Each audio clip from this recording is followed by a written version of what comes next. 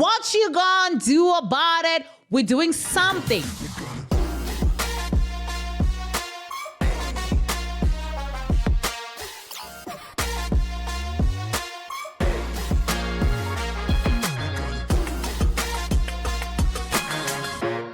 The views in this podcast are those of the hosts and guests, not the Yolanda Monyai brand. The content is for informational and entertainment purposes only, and we make no guarantees about its accuracy, reliability, or suitability.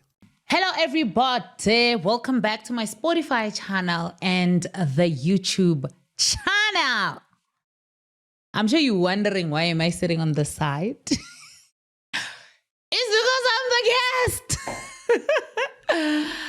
Oh well, so today it's me, myself, and I. Welcome back again to my YouTube channel. I forgot. Sorry guys, welcome back again to my YouTube channel as well. So today it's only me, and the reason is Yaya, she's actually busy with something, and our guest had some stuff that he's doing. And then we had to reschedule and all of that. So I decided to come and answer the questions that people have been sending me in my DMs. So I'm going to answer your questions that you are sending. And if you are lucky, I'm going to read your name. I'm going to read your name and I'm going to read your question so that everyone else know what you guys ask. Because that's not, some of the questions are not, yeah. But then I'm going to start with the questions that I've been, or the question that I've been getting. Because Big Brother has announced that this season 6 is actually coming. So they've asked people to audition and stuff. And literally every single day I get DMs and, emails even. I feel like when people realize that, okay, it's like she didn't see our DMs, this one, then they run and then send email, to make sure that I actually get it, So the emails that I've been getting, or the email that I get a lot of times, is the one where people are asking that they want to be on Big Brother. They want to go on Big Brother. They want to audition for Big Brother. Hey, they feel like God is said to them, they must go, and they believe they're going to win. They know Big Brother is going to change their lives, all of that. So what they usually say to me is like, Yolanda, I want to go on Big Brother. Please help me. I don't know if I'm the only one who's getting these DMs. I think other ex-housemates, please let me know if you also get this DMs, because I was like, there's no way I'm the only one receiving these emails and DMs about auditions and stuff. So someone will send me an email saying that, please help me. I want to audition for Big Brother. Okay, first, how do you want me to help you audition for Big Brother? Because Big Brother gave instructions. I dedicated most of my episode to explaining that in details, so that people understand what they need to do when they audition. For example, we had Jojo. Jojo explained in details what you need to do on the audition situation, the tips that Big Brother will even give you, the things that he's probably looking for. She literally gave everything on the advice on how you can actually kind of make it, make the cut to be on Big Brother. But what I can say is, if you're very serious about going on Big Brother, you need to make sure that you do what Big Brother is asking you to do. I don't have powers to make you go inside the house. There's no way. Even if I can reply on your DM and say, no, audition like this and audition like that, I don't do the selection process on Big Brother. Guys, I don't even know who Big Brother is. I don't even know who he is. I don't even know how he looks like. I don't work there. I've never worked there. Even when I was a brand ambassador, I didn't know who Big Brother is, or the Big Brother franchise, who's doing what. I know no one there. Zero. I don't know anybody there. There is no way that I personally can help you audition for Big Brother. Besides you actually doing a 2 minutes video that they ask you to do and give them what they want so that when they do the selection process, they select you. Do you understand? I feel like sometimes people think, I don't know, man, just because someone was there, they are able to do something. We can't do anything as ex-housemates. The only thing we are is ex-housemates. That's the only thing we are. And I'm speaking for everyone right now because I know there's no one who's working for Big Brother just because they went on Big Brother. I don't know if that makes sense. All of us, we are just ex-housemates. The only thing that we can do is to give you like a tip so that when you are applying, you know what to say, or not necessarily what to say, but the structure on how you can take doing your video so that maybe you can like stand out. If you watch this episode that we're creating for you, it's gonna help you. But one thing about a lot of people are lazy. You guys are lazy. And I'm gonna put it up like that as it is. You are very lazy to think. You are very lazy to do what you are asked to do if you want to do something. Like, there's no one who's coming to help you. If you can't even do a simple 2 minutes video for you to be able to go into, don't even apply, honestly. Because when you are in the house, it doesn't end with the video. When you are in that house, you need to work. You understand? There are so many tasks that you need to do that require you to think. If you are struggling to think now with the video, what are you going to do when you get in there? When people give you that whole script and say, this is what you guys must do and come up with, you're just going to make everyone lose their wager every week because you are lazy to think. If you want us to help you to audition, guys, I am saying this because I'm tired of your DMs. I am very tired of the DMs about Big Brother tips and Big Brother audition. And I don't want you guys labeling me as someone who's rude, or someone who doesn't reply, or someone who's this. Because when it comes to labeling people, you're very good at that. Very, very good. So with that being said, go watch the video that we made, Yaga Jojo, when she's explaining the things you need to do on your video, the tips, so that you at least have a 90% chance of making it in the house. You need to use your brain. You need to use your physique, and then you need to actually do the work to get the video and send it. It's that simple.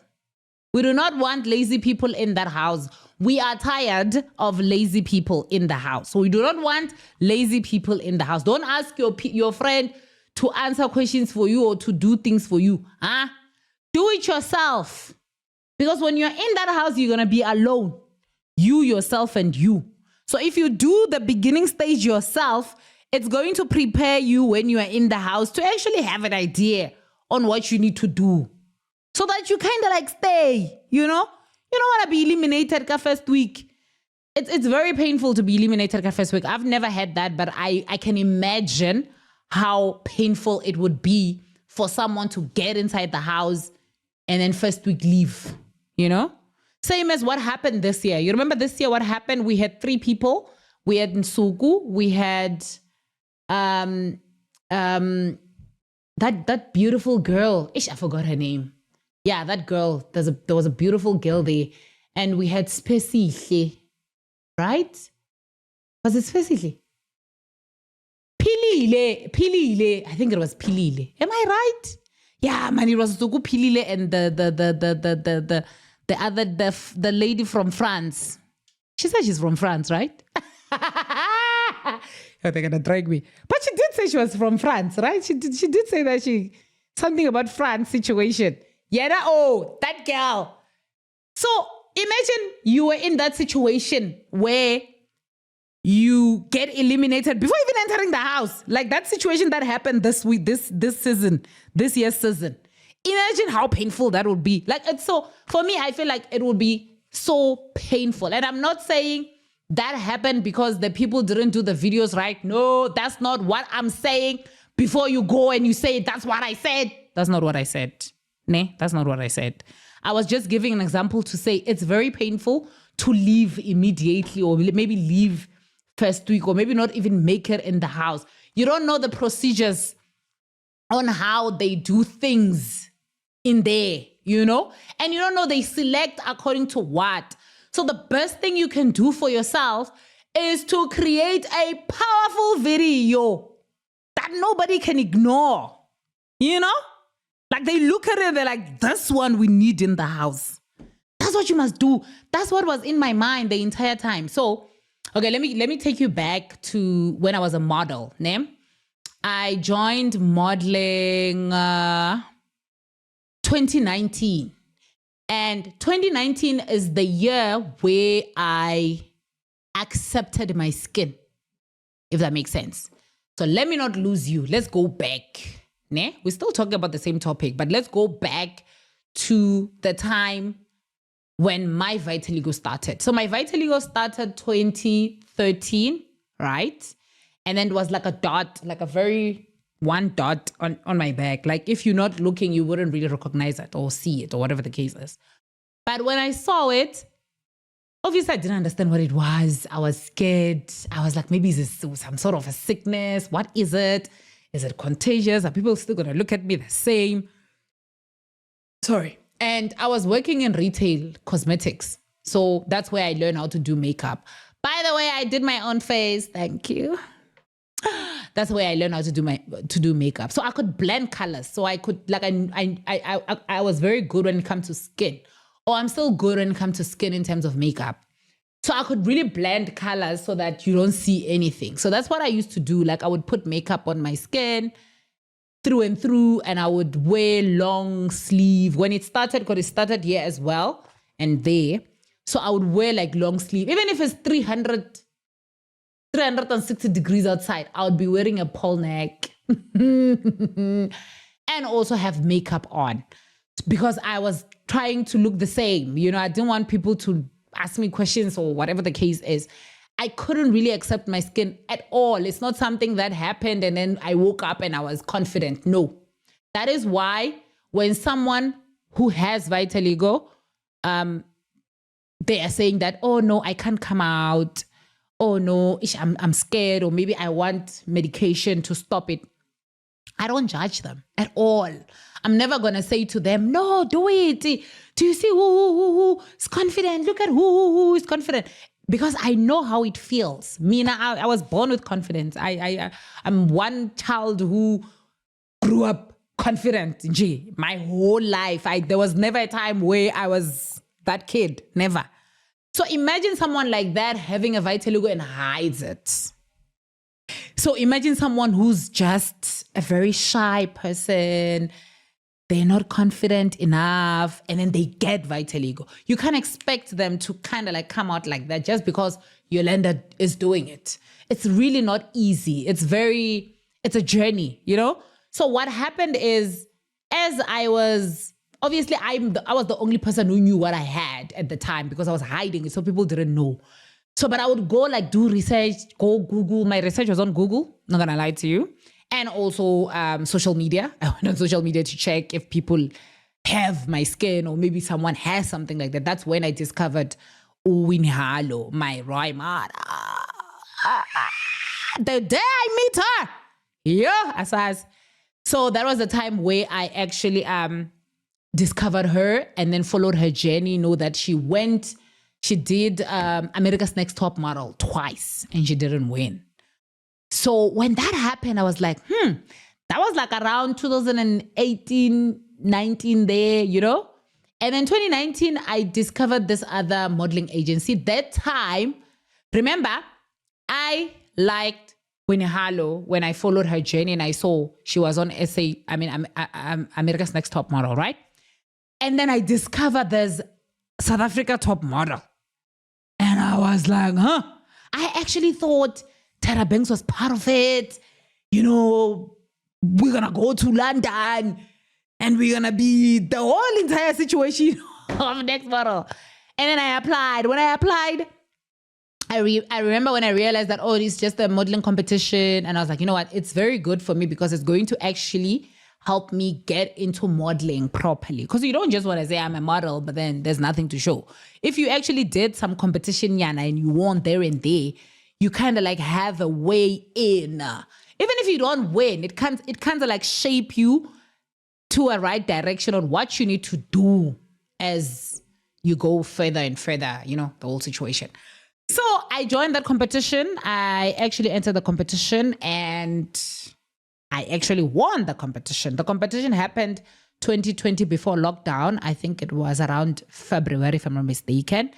And then I won the competition. Then I actually entered modeling industry or this situation from there, because that's when I got signed with Rage Models. And then I started working as a model, like going for castings but I was still working. I didn't leave my job. So I had a full-time job and I still stayed with my full-time job while doing the modeling stuff part-time.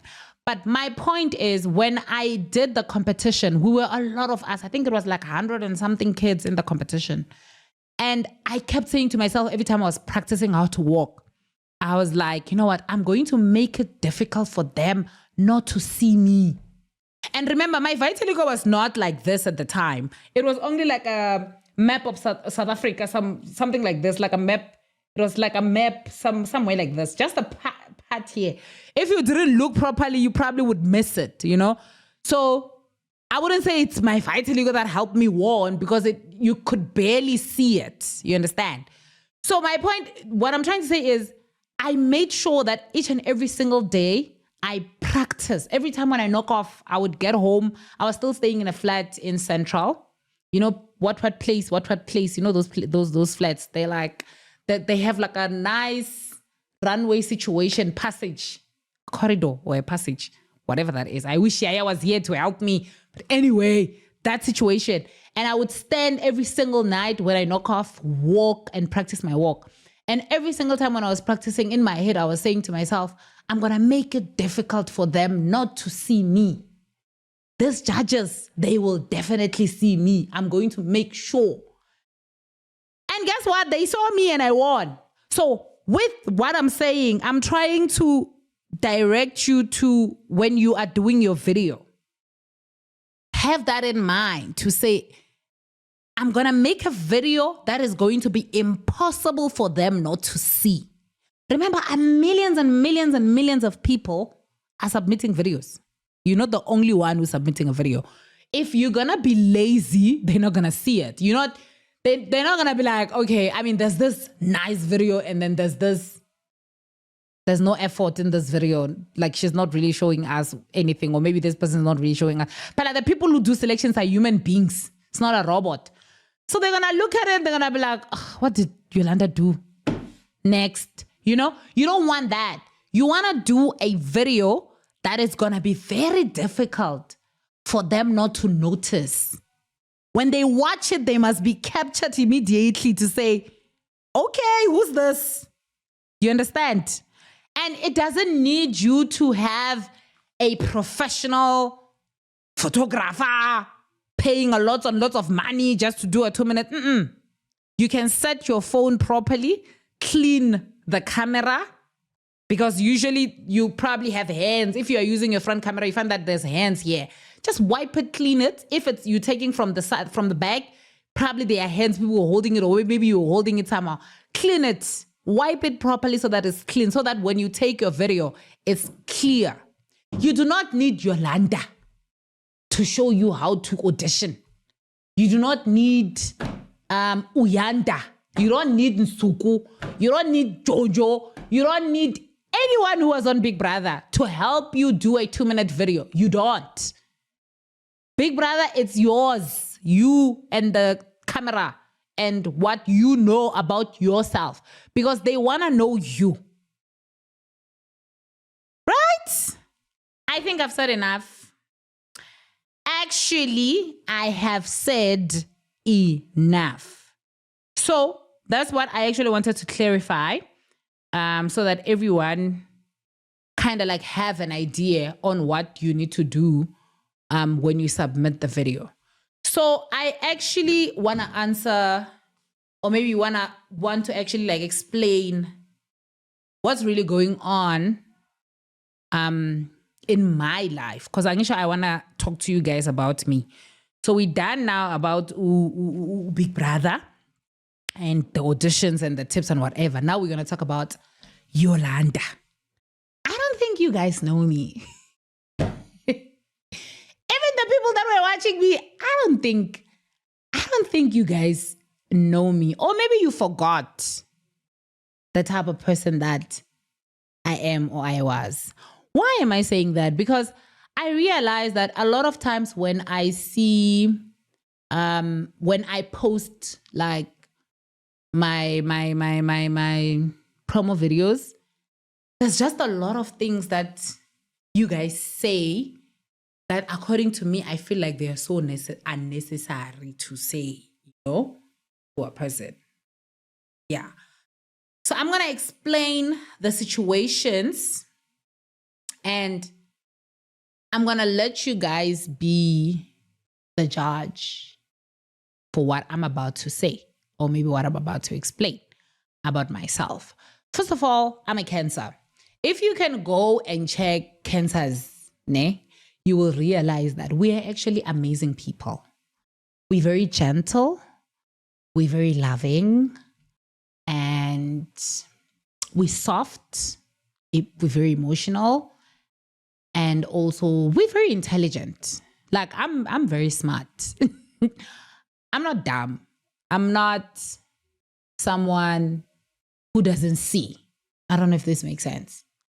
I can see a lot of things from far. Like I'm not dumb, if I can put it that way. I'm not what, man? I'm not, yeah, man. There are a lot of things that I would do before I do something. Understand? So I'm going to address Makhekhe's situation. When I met Makhekhe in the house, he reminded me more of my dad. The reason why I'm saying he reminded me more of my dad is because he had his own language. I kept saying this in the diary room, that he has his own language. Like he can put things together and just have his own lingo, right? And that's exactly what my dad used to do. Like he used to call a beautiful woman price. Like price, it's like a beautiful lady. Price meaning price, like a normal price. But we would say it in our language, price, And then if he says you are beautiful, oh, today you look pretty, he would say, or maybe waesa, so things like that. And that is how my dad, my brother used to speak. And if you don't know their language, they can say a whole lot of things about you and not know. You sitting there with them and they're having a whole discussion about you. But because they are using their own language, you wouldn't understand a thing. Only us who knows, okay, this means this. And la kepa. Yeah, things like that. You wouldn't know because you don't know the language. But then they understand each other on what they were saying. That's the first thing that drew me closer to him in the house. And we became friends. Guys, let me tell you something about Big Brother house. You cannot be in the house and hate the people you were in the house with. For me, I don't think it's possible. When you are in that house, you bond. You become siblings, You really have this strong bond. There are things that if I want to say, let's say, for example, I'm feeling a certain way, I would only call Mitch for that situation because Mitch will understand because Mitch was in the house with me. Remember, there are friends that I had before I went in the house, but there are certain things I can't call those friends for. Am I making sense? I can only call Mitch, and then Mitch will understand and Mitch will get me where I need to get from that situation. So you guys need to stop whatever you're doing because as Big Brother housemates, we have like that special bond or special relationship that fans don't really know about. I think I'm right. Usually fans would think people are fighting, people hate each other, people this, people that. But in an actual sense is the opposite. For example, when I came out of Big Brother, people thought that Lerato and I are enemies. I used to talk to Lerato almost every day right after Big Brother. When I left the house, it was the time that Lerato had left also. Her and I were in the same place-ish for like a certain time, you know? And it was easy for me to talk to her after. You understand? And then also, a lot of people thought Ghost and I are enemies. And we're not. We were definitely not. So I'm saying this to try and explain the situation, because what a lot of people said about me with that episode really kind of, you know, it didn't really sit well with me. So this is what happened. So I'm going to put it like this so that you guys understand, if you are going to understand, because it's possible that you're still not going to understand. But this is what happened. When I saw because remember, I didn't see Makhekhe on social media for a very long time. And it was a little bit difficult-ish on my side to get hold of him as well, you know. But from the people who are around him, they would say he's fine, sharp. And then I saw Phil posting what he posted on Twitter. I don't know if you saw, or if you didn't see, okay, we're going to probably kind of like go back. But then still, Phil posted what he posted on social media. And then I wanted him to come and explain what he meant by the statement that he put out. Right? Sharp. And before I invited Phil, I'm going to shock you right now. A lot of you are going to be shocked. Before I invited Phil to come to the podcast and explain the situation, I called Makhekhe. I did. I called Makhekhe and I told him, Makhekhe, did you see what Phil posted about you on Twitter?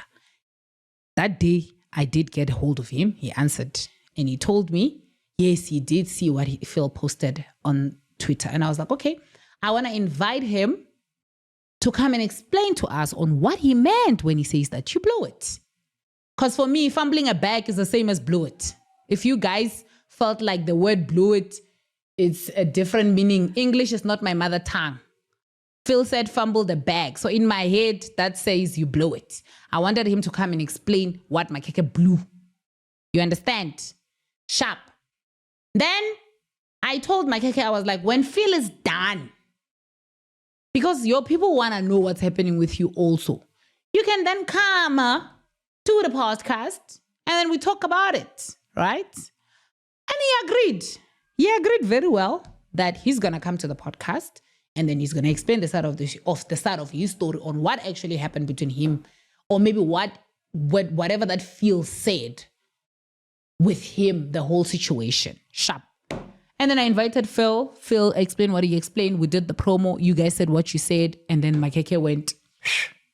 In my head, I'm like, hi, Nina. Did I not call you to come and explain the situation? This is me, guys. Let me tell you something.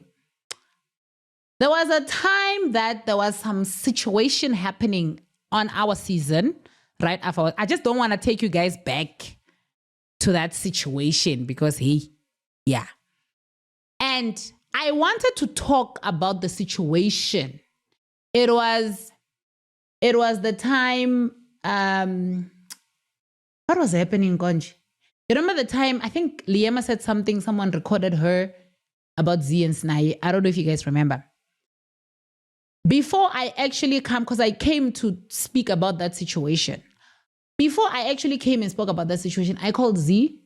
I told Z that I was going to come and talk about the situation. I called Snaye. I told Snaye that I was going to come and talk about the situation. Both of them agreed. They didn't say, oh, no, don't talk about it.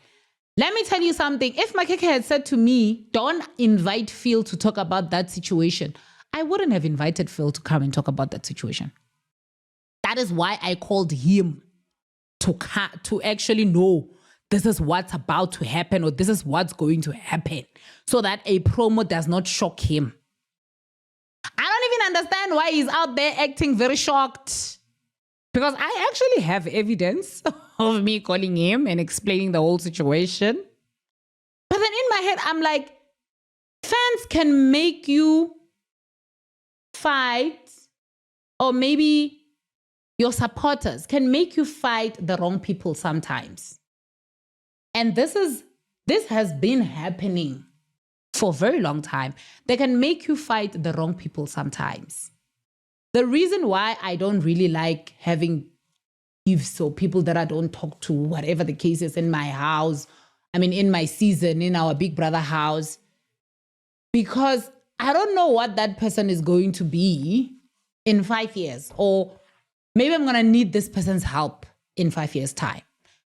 I always keep saying this to people, that when I came out of the house, there were a lot of things about Willie. I always give this example all the time. Hey, Yolanda, Willie hated you. Willie. The first thing that I did when I came out was to actually hang out with Willie.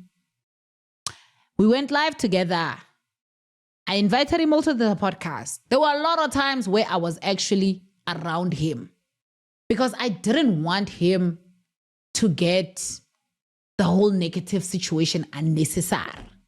Because I don't know what I'm going to need from Willie in 10 years' time. You know? You don't know who you're going to be in 5 years from now. You don't know who you're going to be in a year from now. 45 years is too long. In a year, you don't know who you're going to be. You don't know what's going to happen. So you don't need to fight with people unnecessary. Of course, there are people who won't want to be around you. And that is them. If a person make that decision themselves to say, I don't want to be around Yolanda. Oh, I hate Yolanda. Oh, I don't want to be associated with Yolanda. Oh, Yolanda this, Yolanda that. I will never force you to be associated with me. I will never force you to be my friend. Like I want. But if you're a normal, genuine person, you want to be normal. We don't have to be friends. We don't have to hold hands, go for lunch and whatever. We don't have to. You can stay in your corner working whatever you think. But we're living a normal life as normal people because you don't know what you're going to need from me 10 years from now, or 5 years from now, or 2 years from now. So that is what happened with Makhekhe. I actually called him to explain the situation to him. And he said to me, that's perfectly fine, Yolanda. You're still in Rosebank? I'm like, yes. He's like, sharp, I'm going to come. And then I'm going to tell you what actually happened after Phil. Because it wouldn't make sense for me to have Makhekhe and then Phil after. I don't know if that makes sense. Exactly, the situation. Well, it could have worked, but yeah.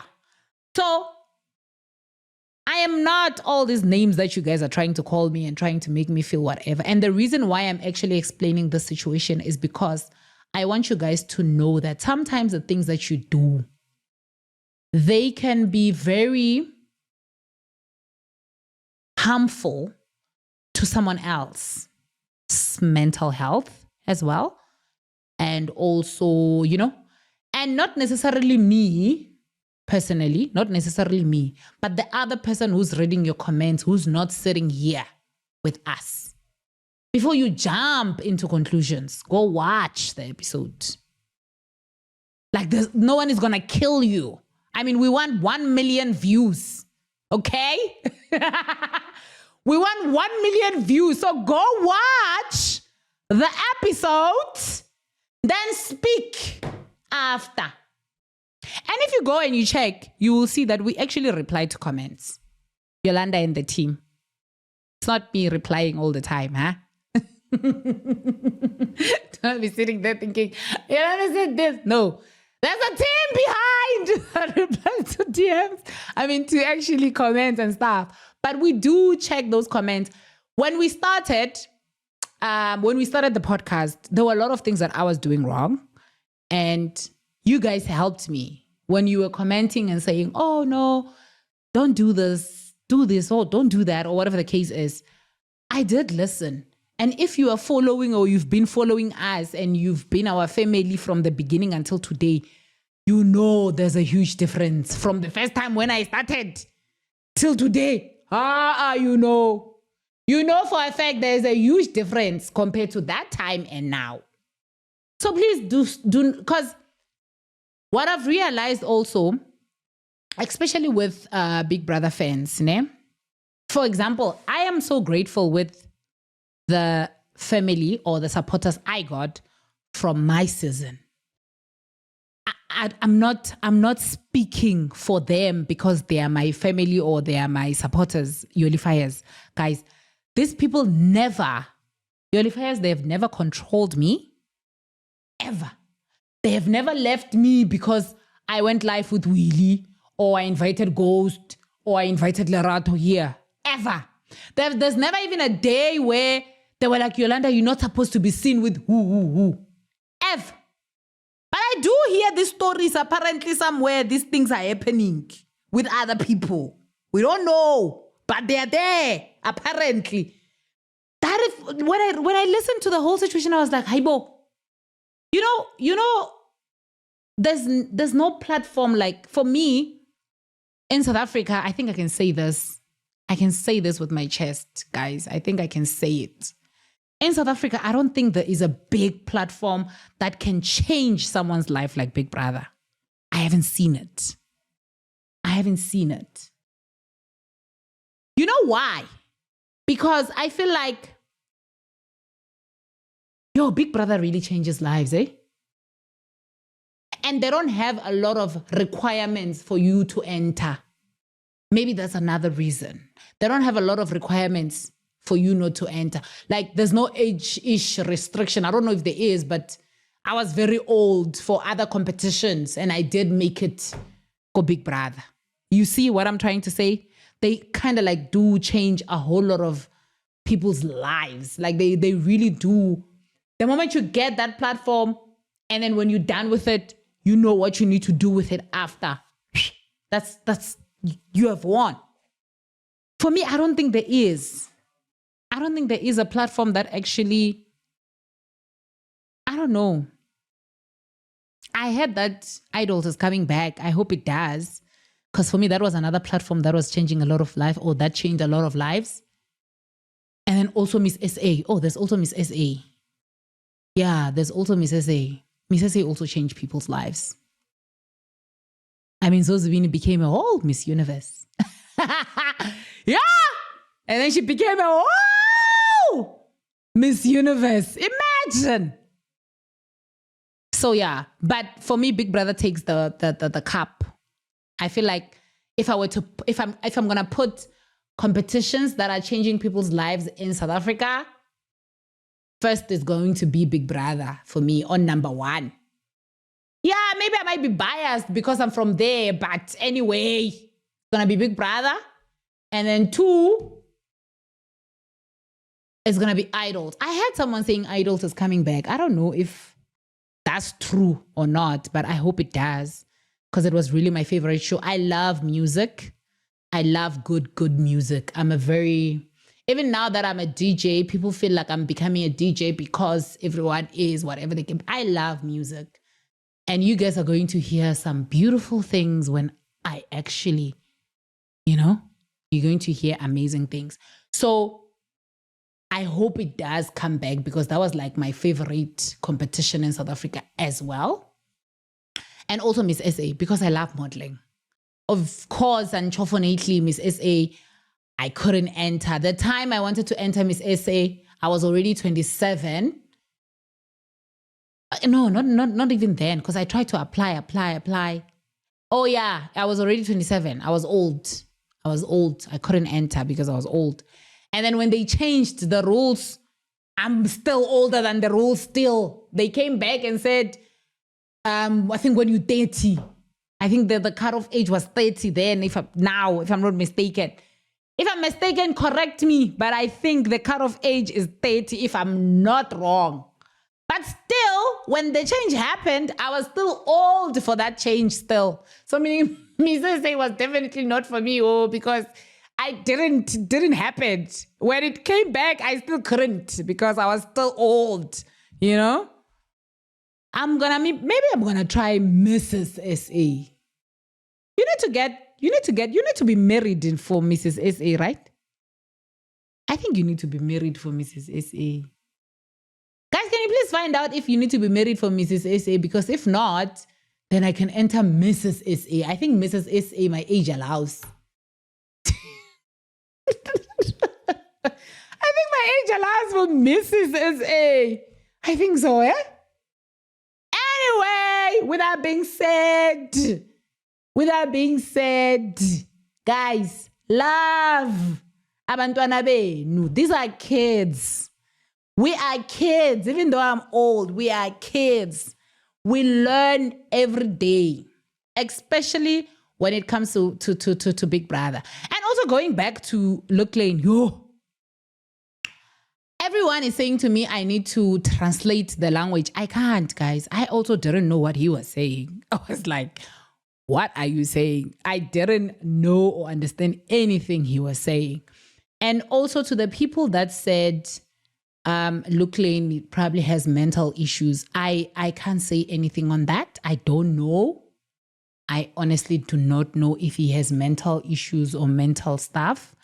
And if you guys who were busy commenting there saying that he does have, can you actually help us assist where we can? Because we can't sit and act as if we didn't see anything. If you have some sort of a qualification, if you are a doctor and you saw for sure, you literally like really saw something for sure, please let us know so that maybe we can see if we can help. But I did ask him.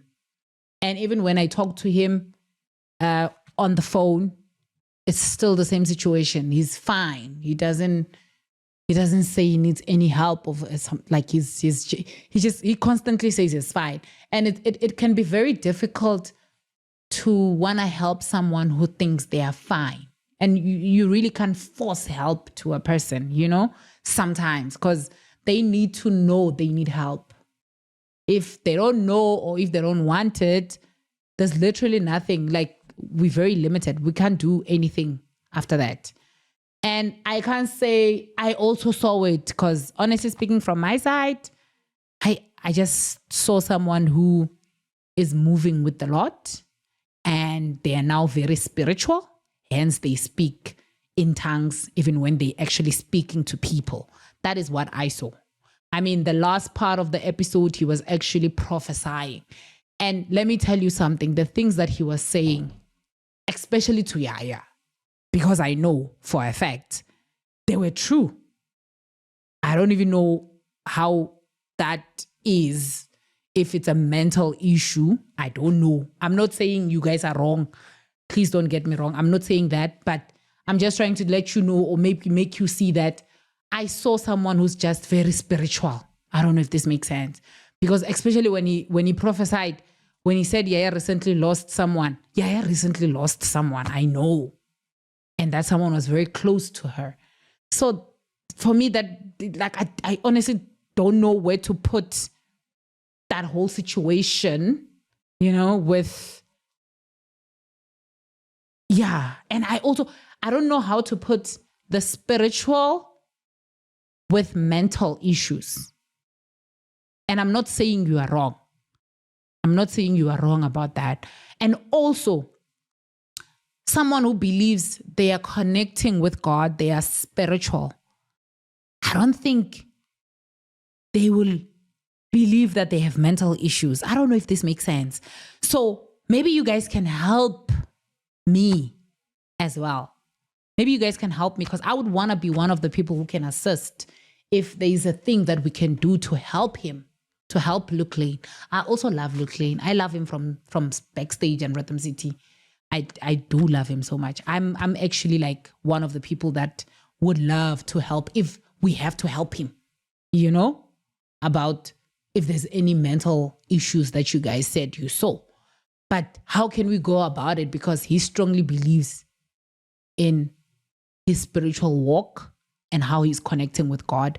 How do we then save that person and show him that actually you are also here? We're not saying you're not connected to God. We're not saying you're not hearing God, but this is what we also see. Am I making sense? But I also need your help. I also need your help so that whatever that we need to do, because we can't sit and then watch and then, no, we have to do something. If there's something that needs to be done, with the mental issue situation. If there's someone out there that definitely knows the signs and maybe a way on how we can actually go about it, because he's okay according to him. He's fine. That is why even when he was here, because the question I asked him when he was sitting here, Oguti Luclain, are you okay? Is the question I keep asking him when I talk to him on the phone. And in every situation, he says it's fine. So I honestly don't know what to do after that. I don't know if this makes sense. So if there is anyone that knows how we can go about helping Luclain, guys, I am all in. Please help us. Help us. You can say it there in the comments. You can send me an email. My email is there on the thingy. On Instagram is there, like on my bio there on Instagram, it's there. Please, you can send me an email. You can DM. You can comment on the comment section. But then help us help him. I don't know how, because he always says that it's fine. And I think I'm done. Today, I was reporting in the data section with Big Brother. This is Big Brother. Yolanda reports to the diary session. Hello, Big Brother. Dumelang Maloy. You guys. Anyway, thank you so much for watching. Let me know what you think about everything that I've said. And also do comment about the things that I asked you, especially more about Luclain, because I honestly feel like he does need help. Honestly, I do feel that, but I just don't know how to actually go about it, you know? And also, yeah, comment there, subscribe. We are actually on our way to 100K, and I see 100K happening. Like, we haven't even, but me, I see 100K subscribers. Please don't just watch, also subscribe, both here on YouTube and also Spotify. Download the Spotify app. It's very easy. And you're definitely going to love a lot of... Have you guys tried Spotify playlist? Exactly. I think one day we need to discuss about that playlist. Please start it so that you can actually share it with us. You never know, maybe we might play it here one day. But anyway, thank you so much for watching Loud Wednesdays with me. And don't forget to subscribe, like, comment, let us know what you think. And this is how we close it. What you gonna do about it? We're doing something with the Luclain situation. Please. I will see you again next time. Mwah.